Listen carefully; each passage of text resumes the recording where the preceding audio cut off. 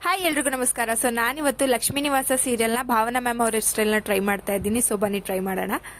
ನಾನು hair style ಮಾಡ್ಬೇಕಾದ್ರೆಲ್ಲ ನನ್ನ ಕೂದಲು ಒಂದು ಸ್ವಲ್ಪ ಫ್ರಿಜ್ಜಿ ತರ ಅಂದ್ರೆ ತುಂಬಾನೇ ಎದೊಳ್ತಾ ಇತ್ತು. ಅದಕ್ಕೆ ನಾನೇನ್ ಮಾಡಿದೆ, ಅದಕ್ಕೊಂದು ಸೊಲ್ಯೂಷನ್ ನ ಹುಡುಕಿದ್ದೀನಿ.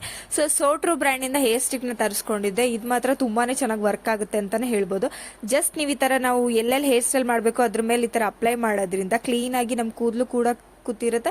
ಮತ್ತೆ ಫ್ರಿಜಿ ತರ ಈ ತರ ಕೂದಲು ಕೂಡ ಮೇಲಕ್ಕೆ ಎದೊಳಲ್ಲ. ಎಷ್ಟು ಚೆನ್ನಾಗಿ ಕೂತಿದೆ ನೋಡಿ.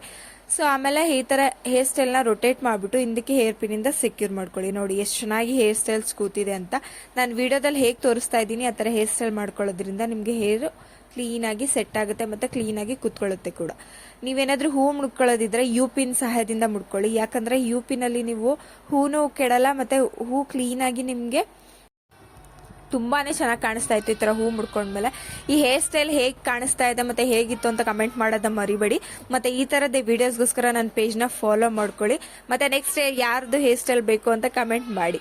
ಮತ್ತೆ ಈ ಸ್ಯಾರಿ ಲಿಂಕ್ ಏನಾದ್ರು ಬೇಕಂದ್ರೆ ಲಿಂಕ್ ಅಂತ ಕಮೆಂಟ್ ಮಾಡಿ. ಮತ್ತೆ ಈ ತರನೇ ಸಪೋರ್ಟ್ ಮಾಡ್ತಾ ಇರಿ.